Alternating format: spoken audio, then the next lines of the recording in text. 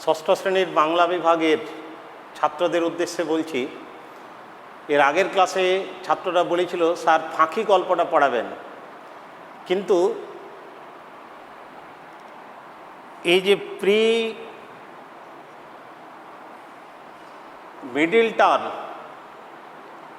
এই যে প্রাক মধ্য প্রারম্ভিক পরীক্ষা যে 14 তারিখ থেকে হবে, সেইটার সিলেবাস প্রোজ এত বড় হয়ে গেছে, কারণ 3টে অলরেডি আমি গদ্য পড়িয়ে দিয়েছি। একটা হচ্ছে হাবুর বিপদ, একটা হচ্ছে খোলামেলা দিনগুলি, আর একটা হচ্ছে এক ভুতুড়ে কাণ্ড। কবিতা পড়িয়েছি ধরাতল, ভর দুপুরে। 3টা গল্প, 3টেই বড় গল্প, 2টো কবিতা, বড় সিলেবাস। তারপরে আবার গ্রামারগুলো আছে, গ্রামারে আছে বর্ণ আছে, অক্ষর আছে, ধ্বনি আছে, বর্ণ বিভাজন আছে, বর্ণ বিশ্লেষণ আছে, শব্দার্থ আছে, বাক্য গঠন আছে, শূন্যস্থান পূরণ আছে। এতগুলো সিলেবাস দেখে আমি ভাবলাম যে আর একটা কবিতা পড়িয়ে দিই, যেটা হচ্ছে বাঘ। ফাঁকি গল্পটা অনেক বড় হয়ে যেত আর সময়ও খুব কম, মাত্র 2টো ক্লাস আছে, সেই জন্য আমি তোমাদেরকে এর আগে কথা দিয়েছিলাম। কিন্তু দুঃখিত, আমি অনেক ভেবে এবং ছাত্রদের উপযোগী মনে করে, ছাত্রদের কথা ভেবে আমি আর একটা গল্প পড়ালাম না, 3টে গল্প রেখেছি আর 3টে কবিতা, 2টো কবিতা পড়ানো হয়েছে। আজকে বাঘ কবিতাটা পড়াবো, খুব ভালো কবিতা, তোমাদের বেশ ভালো লাগবে আশা করি। এই বাঘ কবিতাটা তোমাদের প্রি মিডিল টার্মের সিলেবাসে থাকবে। তাহলে কি কি দাঁড়ালো? 3টে গদ্য, এক হচ্ছে খোলামেলা দিনগুলি আমি পড়িয়েছি, হাবুর বিপদ আমি পড়িয়েছি, আর একটা এক ভুতুড়ে কাণ্ড শিবরাম চক্রবর্তীর, ওটা পড়িয়েছি, ধরাতল কবিতা পড়িয়েছি, ভর দুপুরে কবিতা পড়িয়েছি। তাহলে 3টে গদ্য আর 2টো কবিতা পড়ানো হয়েছে। আজকে আরেকটা কবিতা পড়াচ্ছি, যেটার নাম হচ্ছে বাঘ। লেখিকা কবি, মহিলা কবি হচ্ছেন নবনীতা দেব সেন। আমি কবিতাটা পড়াচ্ছি, ছেলেদের উপযোগী কবিতা, সময় কম, কারণ গ্রামার আবার পড়াতে হবে, গ্রামার ক্লাসটা আমাদের এর আগে হয়নি। আমি খুব কম ক্লাস পেয়েছিলাম বলে এটা করতে পারিনি। এরপরের ক্লাসে খুব ভালো করে গ্রামারটা তৈরি করব। আর আমি পিডিএফে যেটা তোমাদের পাঠিয়েছি, গ্রামের সমস্ত প্রশ্ন উত্তর লিখে সেগুলো ভালো করে তৈরি করবে। এখানে বাঘ কবিতাটা লিখেছেন নবনীতা দেব সেন। এই বাঘ কবিতাটা 3টে স্তবক রয়েছে, 3টে স্ট্যাঞ্জা। স্তবক,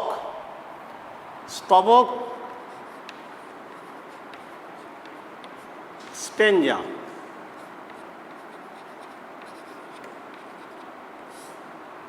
3টে স্তবক আছে, 3টে স্তবকের মানে আলাদা আলাদা, 3টে স্তবক লেখার আলাদা। প্রথম স্তবকটা আমি যখন পড়াবো তার আগে একটু ছোট্ট কথা বলে দিই।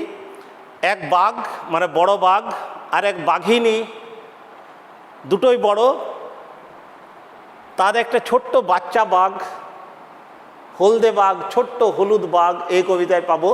বাঘের বাচ্চা নতুন হয়েছে, নতুন শাবক, লিখে দিচ্ছি বাঘের শাবক। এই বাঘ এবং বাঘিনীর যে ছোট্ট বাঘ মানে বাচ্চাটা হয়েছে, সেই বাচ্চাটা এখনও বাইরে গিয়ে শিকার ধরতে পারেনি, অত এক্সপার্ট নয়, অত তার দক্ষতা নেই, কারণ কম বয়স। বাঘ আর বাঘিনী যেভাবে শিকার ধরে, কারণ আমরা জানি বাঘ হচ্ছে মাংসাশী প্রাণী, মাংস খেতে ভালোবাসে। মাংসাশী প্রাণী হচ্ছে বাঘ, তৃণভোজী প্রাণী নয় বাঘ। গরু তৃণভোজী, ঘাস খায়, খড় খায়, আর বাঘ মাংসাশী প্রাণী। বাঘ কখনো ঘাস খাবে না, খড় খাবে না, মাংস খায়। গরু খায়, ছাগল খায়, মানুষ পেলে খেয়ে দেবে। সুতরাং পাখির মাংস খায়, যে কোনো মাংস, হরিণ শিকার ধরে। এই জন্যে বাঘকে মাংসাশী প্রাণী বলা হয়, মাংস খেতে ভালোবাসে। এখন ছোট্ট বাঘের বাচ্চাটা, যেটা ছোট্ট বাঘ, এই ছোট্ট বাঘটা কি হয়েছে, তার বাবা এবং মা একটা পাখিরালয় মানে হচ্ছে যেখানে নানান ধরনের পাখি থাকে, অনেক ঝোপঝাড় গাছ, অনেক বড় বড় গাছ, সেখানে পাখি থাকে, বিভিন্ন ধরনের পাখি, বিভিন্ন রঙের পাখি, বিভিন্ন স্বভাবের পাখি, বিভিন্ন জাতের পাখি থাকবে। এবং এই পাখিদের যখনই ছোট্ট বাঘটা লাফিয়ে তার উঁচু থাবা দিয়ে যখন থাবা উঁচিয়ে সে যায় সেই পাখিদের ধরার জন্যে, সেই পাখিগুলো কি করে ফুরুত করে উড়ে চলে যায় আকাশে। বাঘ তো আর আকাশে উঠতে পারবে না। সে গাছে, এই গাছ থেকে দেখলে ওটা পাখি, যেমনি ঝাঁপালো থাবাটা বাড়ালো, পাখিটা অন্য ডালে চলে গেল, ওর আর ওখানে যাওয়া হচ্ছে না। পাখির আলোয় থাকতে থাকতে একটাও পাখি শিকার করতে ছোট্ট বাঘটা পারেনি। প্রচণ্ড খিদের জ্বালায় ছটপট করছে, কিন্তু কিছুই পাচ্ছে না। সে তখন কি করলো, একটা দুঃখে একটা প্রশ্ন বলছে এইখানে দেখো, এইখানে প্রশ্ন করেছে, ভদ্র বাঘে হেথায় বাঁধে ডেরা। ডেরা মানে বাসা, ডেরা মানে যে থাকার জায়গা, ডেরা বাসা বাঁধা। ভদ্র বাঘে, এই ছেলেটা মানে ছেলে বলবো না, বাঘের শাবক ছোট্ট বাঘটা, বাচ্চা বাঘটা কি বলছে, ভদ্র বাঘে হেথায় বাঁধে ডেরা। দুধ চাই, এই সময় এই জায়গাতে একটা ভালো কোনো খরগোশ নেই, কোনো হরিণ বাচ্চা নেই, কোনো ছাগল বাচ্চা নেই যে আমি ধরে খাওয়া খিদে আছে প্রচণ্ড। এমন জায়গায় আমার বাবা মা একটা বাসা তৈরি করেছে যেখানে খাবারই নেই, পাখিরালয়, চারদিকে পাখি কিচিরমিচির করে। যেমনি আমি পাখি ধরার জন্য থাবাটা বাড়িয়ে দিই, পাখিটা ফ্রুত করে উড়ে আকাশে চলে যায়, অনেক দূরে চলে যায়, আমি হা করে বসে থাকি। একটা গাছের পাখি দেখলাম, পাখির বাচ্চা যেমনি হাত বাড়াবো পাখিটা চলে গেছে অন্যদিকে, হচ্ছে না। সুতরাং দুঃখে সে বলছে, ভদ্র বাঘে হেথায় বাঁধে ডেরা। তার একটা দুঃখ। সে কী করলো, এবার দ্বিতীয় স্তবকে আসছি। এই বাঘ আর বাঘিনী দ্বিতীয়, এই তার বাচ্চাটাকে এনে, বাচ্চাটা কোথায় খুঁজতে খুঁজতে কোথায় গেছে, খিদের জ্বালায় একটা নদীর ধারে, নদীর পাড়ে গিয়ে সে কী করলো, ওখানে লাল কাঁকড়া দেখলো, যে গর্তের ভিতর লাল কাঁকড়া আছে। নদীতে এক ধরনের বিষাক্ত কাঁকড়া থাকে, লাল কাঁকড়া, তার চুন থাকে, সে বিধে শত্রুদের হাত থেকে নিজেকে বাঁচানোর জন্যে। এখন ছোট্ট বাঘটা কি করেছে, তার ছোট তো, তার থাবাগুলো এখনও পরিপক্ত হয়নি, শক্ত হয়নি, থাবার অত জোর নেই, নখের অত ধার হয়নি, কারণ সে এখন বাচ্চা, সে এখনও পরিণত বাঘ হয়নি। সে যেমনি ওই নদীর ধারে গর্তের ভিতর তার থাবাটা ঢুকিয়ে দিয়েছে, কাঁকড়াগুলো কি করেছে, যে ও আমাদেরকে খাবার জন্য আসছে, আমাদেরকে ধরার জন্য আসছে, আমাদেরকে মেরে ফেলার জন্য আসছে। সবাই মিলে কি করেছে, ওই ছোট্ট বাঘের নরম যে পায়ের থাবার অংশ, সেটাকে কামড়ে ধরেছে, চিমটে ধরেছে, দিয়ে ভীষণ চিৎকার করছে ছোট্ট বাঘ। ছোট্ট বাঘের চিৎকারে বড় বাঘটা অন্য একটু দূরে ছিল, সে দেখছে বাচ্চা চিৎকার করছে, ছুটে চলে এলো। ছুটে চলে আসার পর বের করলো বড় বাঘটার বড় থাবা, শক্ত থাবা, ধারালো নখ দিয়ে দু চারবার কাঁকড়াগুলোকে বললো, কাঁকড়া সব ভয়ে ছেড়ে দিয়ে আবার গর্তে ঢুকে গেল, নিয়ে বের করে নিয়ে এলো ছানাটাকে। ছানাটা তো কান্নাকাটি করছে, বাবা মায়ের দুঃখ হলো, মানে বাঘ এবং বাঘিনীর।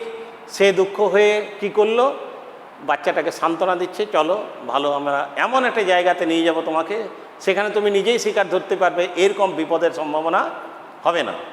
এটা দ্বিতীয় স্তবক। দ্বিতীয় স্তবক আর একটু আছে।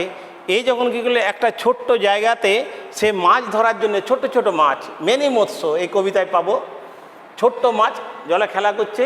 ছোট্ট বাঘটা কি করলো, থাবা বাড়িয়ে ছোট্ট মাছগুলোকেই ধরে খেতে শুরু করেছে। ছোট্ট বাঘ, আমরা দেখবো বাঘ কখনো ছোট মাছ ধরেনি। বাঘ এরকম হবে না, জলে এমনি করে ওত পেতে বসে আছে, ছোট্ট ছোট মাছগুলোকে ধরে খাবে, এরকম বাঘ বাঘিনী করবে না। সে দেখবে হরিণ কোথায় দৌড়ে বেড়াচ্ছে, ওকে ধরবে। মানুষ কোথায় যাচ্ছে, ওকে ধরবে সুযোগ পেলে। গরু কোথায় আছে, ওকে ধরবে। ছাগল ধরবে, ভেড়া ধরবে। এইটা হচ্ছে তাদের কাজ। ছোট্ট ছোট্ট মাছ নদীর জলে কিলবিল করছে, পুকুরের জলে কিলবিল করছে, তাকে ধরার জন্য কোনো বাঘ ওখানে বসে থাকবে না। খিদের জ্বালা এই ছোট্ট বাঘটা কি করেছে, নদীর ধারে ছোট্ট ছোট মাছগুলো ধরছে। হঠাৎ তার মা, মানে বাঘিনী, ছোট্ট ছোট্ট মাছ ধরতে গেছে। ছোট্ট বাঘ, বাঘিনী বলে, মানে তার মা, ছোট্ট বাঘটার মা বাঘিনী, বাবা হচ্ছে বড় বাঘ। বাঘিনী বলে, তুই তো ভোঁদড় নোস, তুই বাঘ। ভোঁদড় কি করে, মাছ ধরে। ভোঁদড় গিয়ে জলের ধারে চুপ করে বসে থাকে, যেমনি মাছ একটু খেলতে ওঠে ঝপ করে ধরে নিয়ে চলে যায়। ভোঁদড় মাছ খায়। এই তুই তো ভোঁদড় নোস, তুই বাঘ। তুই নিজের পরিচয়টা জান, তুই কে? তুই আমাদের শাবক।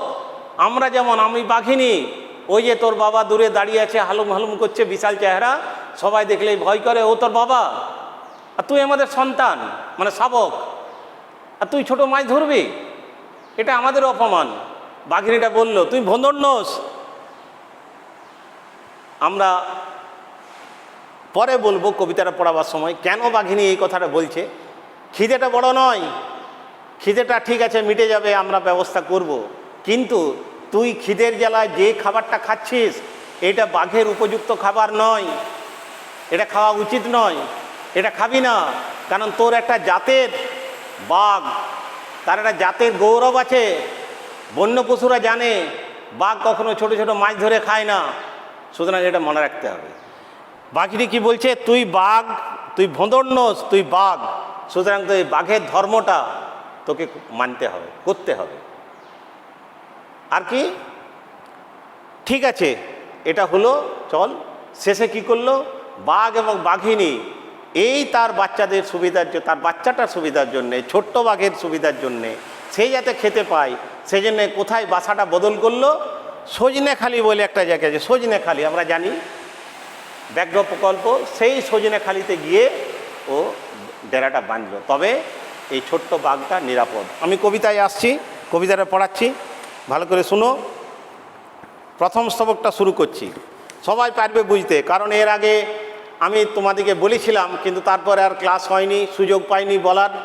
তোমাদেরকে বলেছিলাম ফাঁকি গল্পটা পড়াবো, ছেলেদের ডিমান্ড ছিল, ছেলেরা বলেছিল স্যার ফাঁকি গল্পটা পড়াবেন, আমিও রাজি হয়েছিলাম। কিন্তু তারপরে আমি যখন বাচ্চা ছেলেদের, অর্থাৎ 6-এর নতুন ছেলে, যাকে আমরা এখনও দেখিনি, আমাকেও ছেলেরা দেখেনি, সাক্ষাৎ হয়নি, পড়াশোনা করায়নি, বুঝতে পারছি না যে এই যে প্রথম অনলাইন পরীক্ষার যে চাপ, নতুন পরীক্ষা কিভাবে তারা নিবে। সিলেবাসটা অনেক বড়, কারণ 3টে গল্প বড় বড়, 3টে কবিতা বড় বড়, আরও যদি একটা গল্প বাড়িয়ে দিই চাপটা বেড়ে যাবে। সেই জন্য আমি নিজেই ঠিক করলাম পরের ক্লাসে ছেলেদের জানিয়ে দেব। আজ তোমাদের জানিয়ে দিচ্ছি, পাঠ্যসূচিতে তোমাদের 3টে গদ্য, 3টে পদ্য থাকবে। আর গ্রামার থাকবে কি, ধ্বনি, বর্ণ, অক্ষর, স্বরবর্ণ, ব্যঞ্জনবর্ণ, শব্দার্থ, বাক্য গঠন, বিপরীতার্থক শব্দ, পদ পরিবর্তন, আর উপযুক্ত শব্দ দিয়ে শূন্যস্থান পূরণ। কী কী উপযুক্ত শব্দ, 10টা শব্দ দেওয়া থাকলো, সেই 10টা শব্দ কোন কোন শূন্যস্থানে বাক্যের মধ্যে হবে সেইটা পড়ে তোমাকে ভালো করে উপযুক্ত শব্দ নির্ণয় করে অ্যাপ্রোপ্রিয়েট ওয়ার্ড ওখানে নির্বাচন করে তোমাকে ওইটা পূরণ করতে হবে শূন্যস্থান, যেমন বাক্যটা অর্থযুক্ত হয়। আমি পরে আসছি, এইটা আগে পড়াই। সেই জন্যে আজকে এই বাঘ কবিতাটা পড়াবার কথা আমি ভেবেছিলাম, আমি জানি আমার কথায় ছেলেরা রাজি হবে। সুতরাং দেখো, এক যে ছিল ছোট্ট হলুদ বাঘ, বাঘ যখন বাচ্চা হয় না গায়ের রঙটা হলদে থাকে, ইয়েলো কালার, হলুদ রঙের বাঘ। তাদের পাখিরালয় বাসা, পাখিরালয় আগে আমি বলেছি যেখানে পাখিরা নিরাপদে থাকে, পাখিরা যেখানে নিশ্চিন্তে থাকে, পাখিরালয় বিভিন্ন ধরনের। সেই পাখিরালয়ে বাঘ, বাঘিনী এবং তাদের সদ্য একটা বাচ্চা হয়েছে, সেই ব্যাঘ্র শাবক। তার মনে মনে জমছে কেবল রাগ, কেন বনটা কেবল পাখি দিয়েই ঠাসা। ছোট্ট বাঘটা একটা রেগে যাচ্ছে, এই পুরো বনটা পাখি ছাড়া কিছুই নেই, আমি অন্য কিছু প্রাণীই দেখতে পাচ্ছি না, আমরা আছি আর পাখি ছাড়া কিচ্ছু নেই। একটা খরগোশ নেই, একটা হরিণ বাচ্চা নেই, একটা গরু নেই, একটা ছাগল নেই, কিছুই নেই, এইভাবে থাকতে হবে। মা বাবা তার বেছেছেন এই বন, সে বাচ্চা, সে তো জানে না, সে বলছে মা বাবা যেখানে রাখবে আমাকে সেখানে থাকতে হবে। নিজের স্বাদ আছে কিন্তু সাধ্য নেই, ওইখানেই থাকতে হবে। বেছেছেন এই বন, নেই যেখানে ছাগল হরিণ ভেড়া।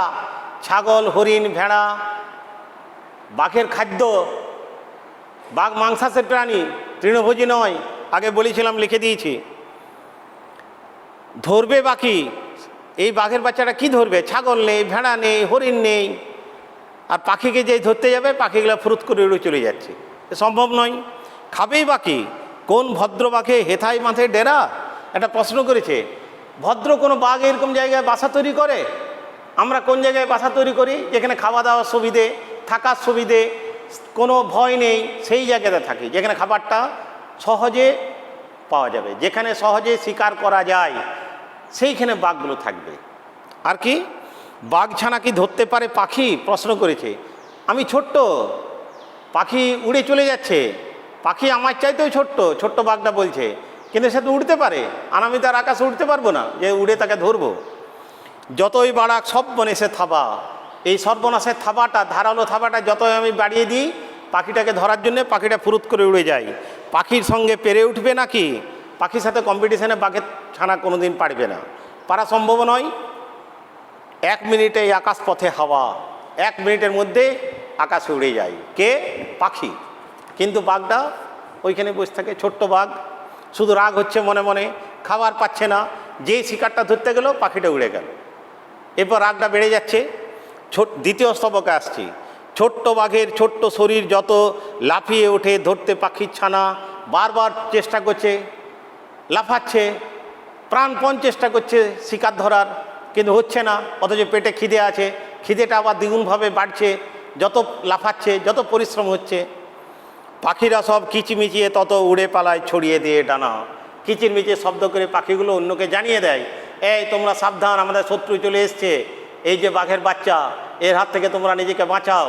অন্য কিচিরমিচির স্বরে পাখিরা তার ল্যাঙ্গুয়েজ বুঝে অন্য পাখিরাও দল বেঁধে আকাশে উড়ে গেল। আর কি ছোট্ট বাঘের বড্ড খিদে, পেটে প্রচণ্ড খিদে পেয়েছে, কি আর করে গেল নদীর পাড়ে। মানুষের যখন খিদে হয় সে যে কোনো যা খাবার পায়, যতই কিছু হোক, তখন আর বাছ বিচার করে না, খাবারটা খেয়ে দেয়।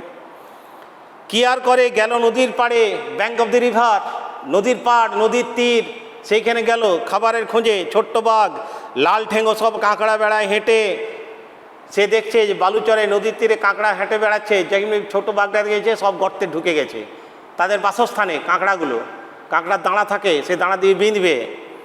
লম্বা থাবায় ধরতে যদি পারে, লম্বা থাবা দিয়ে ধরতে চেষ্টা করছে ছোট্ট বাঘ। বাঘের ছানা জানতো না তো মোটে, কাঁকড়া কেমন চিমটে ধরে দাঁড়ায়। ছোট্ট বাঘটার এটা ছিল না, অভিজ্ঞতা ছিল না, এক্সপিরিয়েন্স নেই যে থাবাটা যদি গর্তের ভিতরে ঢুকাই তাহলে ওটাকে পাবো, ধরে নিয়ে এসে খেয়ে নেব। অত সোজা নয়। যেমনি গর্তের ভিতরে একটা কাঁকড়া নেই, অনেক কাঁকড়া রয়েছে, অনেক বড় বড় কাঁকড়া আছে। যেমনি শত্রুকে দেখবে থাবা ঢুকাচ্ছে, তেমনি তারা সবাই মিলে তাকে কামড়ে ধরবে। ওটাই হয়েছে, গর্তে থাবা দিয়েই কেঁদে উঠে। যেমনি গর্তে ছোট্ট বাঘটা, বাচ্চা বাঘ, তার নরম পা, নরম থাবা এখনও পরিপূর্ণ হয়নি, শক্তপোক্ত হয়নি, যেমনি ঢুকিয়েছে নরম পা পেয়ে বেশ কাঁকড়াগুলো, অনেকগুলো কাঁকড়া, 10টা 12টা 15টা কামড়ে ধরেছে। জোর দিয়ে কামড়াবে, কারণ এই তো শত্রু। এরপর কি, ওরে বাব্বা কে আমাকে ছাড়ায়, এই কাঁকড়াদের হাত থেকে আমি বাঁচবো কী করে, ভীষণ চিৎকার। কি করবে এরপর? লাইনটা দেখো। ছোট্ট বাঘের মস্ত হলুদ বাবা, হলুদ রঙের বাঘ, হলুদ বাবা মানে ইয়েলো ফাদার নয়, হলুদ বাবা, বড় বাঘটা, গায়ের রং ডোরা কাটা, হলদে। কান্না শুনে দৌড়ে এলেন ঘাটে, যে ঘাটে ছিল নদীর ঘাট, ব্যাঙ্ক অফ দি রিভার, সেইখানে এলো, বাড়িয়ে দিলেন গোবদা নখের থাবা। গোবদা পরিপূর্ণ, পরিপক্ত, শক্ত, বড়, যেটা দেখলেই ভয় পাবে, যেটা দিয়ে সে শিকার ধরে, ধারালো নখ, গোবদা নখের থাবা। এক থাবড়ায় কাঁকড়া দাঁড়া কাটে, এমন এক থাবড়ে মারলো সব কাঁকড়ার দাঁড়া ফাঁড়া ভেঙে চুরমার। খিদের পেটে বাঘের ছানা যখন ধরতে গেল কাদায় মেনি মৎস্য। যতই তুমি করো, তার খিদেটা তো আছে বাচ্চা বাঘটার। মেনি মৎস্য ছোট্ট ছোট্ট মাছ, যেগুলো জলে কিলবিল খেলা করে। বাঘ জননী, বাঘের মা, এই যে ছোট্ট বাঘ, বাঘিনী বলছে, বাঘ জননী, বাঘের মা, বাঘিনী। এখানে কি, বাঘ জননী লজ্জা পেলেন তখন, সে বলছে ছি ছি ছি, যে আমার ছেলে হয়ে এরকম, আমাদের ছেলে হয়ে বাঘের ছেলে বাঘের মতো আচরণ করবে, সে এরকম খাবে। একটা বাঘ যদি ঘাস খায়, বাঘিনী লজ্জা পাবে না? তার বাচ্চা ঘাস খাচ্ছে, সেটা তৃণভোজী নয়। এরপর কি, ভোঁদর তো নোস, ব্যাঘ্র যে তুই বৎস, বৎস মানে ছেলে, তুই আমাদের সন্তান, তুই বাঘের বাচ্চা, আমাদের শাবক, তুই তো ভোঁদর নোস, ভোঁদর মাছ ধরে।